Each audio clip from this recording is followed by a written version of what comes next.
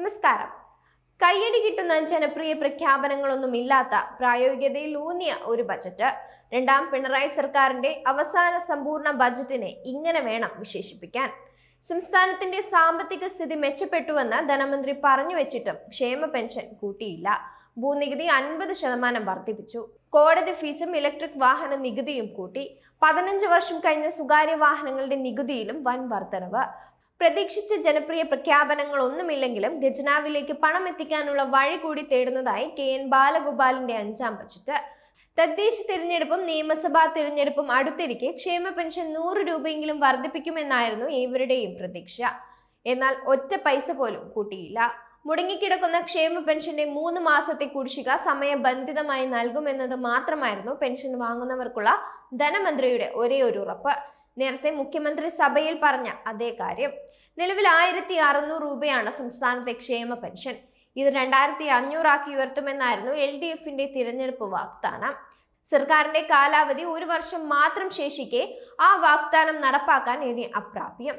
ക്ഷേമ പെൻഷന് ബജറ്റിൽ പ്രാധാന്യമില്ലെങ്കിലും കാലാവധി കഴിഞ്ഞ സർക്കാർ വാഹനങ്ങൾ മാറ്റി പുതിയത് വാങ്ങാൻ പോലും 100 കോടി രൂപ അനുവദിച്ചിട്ടുണ്ട്. പതിവ് പോലെ കേന്ദ്രം സാമ്പത്തികമായി ഞെരുക്കുന്നുവെന്ന വാദത്തോടുകൂടിയായിരുന്നു ധനമന്ത്രി ബജറ്റ് പ്രസംഗം ആരംഭിച്ചത്. വയനാട് പുനരധിവാസത്തിനായി 1 പൈസ പോലും കേന്ദ്ര ബജറ്റിൽ പ്രഖ്യാപിച്ചിട്ടില്ലെന്ന് പറഞ്ഞ ധനമന്ത്രി മുണ്ടക്കൈ ചൂരൽമല പുനരുദ്ധാരണത്തിനായി 750 കോടിയുടെ ആദ്യഘട്ട പദ്ധതി പ്രഖ്യാപിച്ചു. അതേസമയം പെൻഷൻ തുകയിൽ ചെറിയൊരു വർധനയെങ്കിലും പ്രതീക്ഷിച്ചിരുന്ന 62 ലക്ഷം ക്ഷേമ പെൻഷൻകാരെ പൂർണ്ണമായും നിരാശപ്പെടുത്തുന്നതായിരുന്നു സംസ്ഥാന ബജറ്റ്. ജീവനക്കാരെയും പെൻഷൻകാരെയും ചേർത്തു പിടിച്ച് ചില പ്രഖ്യാപനങ്ങൾ നടത്തിയ ധനമന്ത്രി KN ബാലഗോപാല് സമൂഹത്തിന്റെ താഴെ തട്ടിലുള്ളവരെയാണ് പൂർണ്ണമായും നിരാശരാക്കിയത്. നിലവിലെ 1600 രൂപ പെൻഷൻ തുകയിലെ കുടിശ്ശികയിൽ 3 ഗഡു സമയബന്ധിതമായി കൊടുത്തു തീർക്കുമെന്ന് മാത്രമാണ് ബജറ്റിൽ പറഞ്ഞിരിക്കുന്നത്.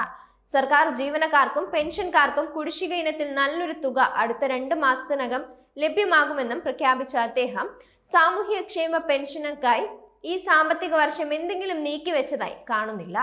ആദായ നികുതിദായകരായ ഇടത്തരക്കാർക്ക് വൻ ഇളവ് നൽകിയപ്പോഴും സമൂഹത്തിന്റെ താഴെ തട്ടിലുള്ളവരെ കാണാതെ പോയ കേന്ദ്ര സർക്കാരിന്റെ നയത്തിൽ നിന്ന് എന്ത് വ്യത്യാസമാണ് സംസ്ഥാന സർക്കാരിൻ്റെത് എന്ന ചോദ്യവും ഉയരുകയാണ്. പെൻഷൻ തുകയിൽ 100-200 രൂപയുടെ വർധനവുണ്ടാകുമെന്ന സൂചനയെ തുടർന്ന് വലിയ പ്രതീക്ഷയിലായിരുന്നു സാമൂഹ്യക്ഷേമ പെൻഷൻകാർ. ആ പ്രതീക്ഷകളാണ് പാടെ തകർന്നത്. 2021 ഇതിനു മുമ്പ് ക്ഷേമ പെൻഷൻ വർധന നടപ്പിലാക്കിയത്. കിട്ടാനുള്ള കുടിശ്ശികയെങ്കിലും വരും മാസങ്ങളിൽ കിട്ടുമോ എന്ന് ഉറ്റുനോക്കിയിരുന്നവരെ സർക്കാർ നിരാശപ്പെടുത്തുന്നില്ലെന്ന് കരുതാം.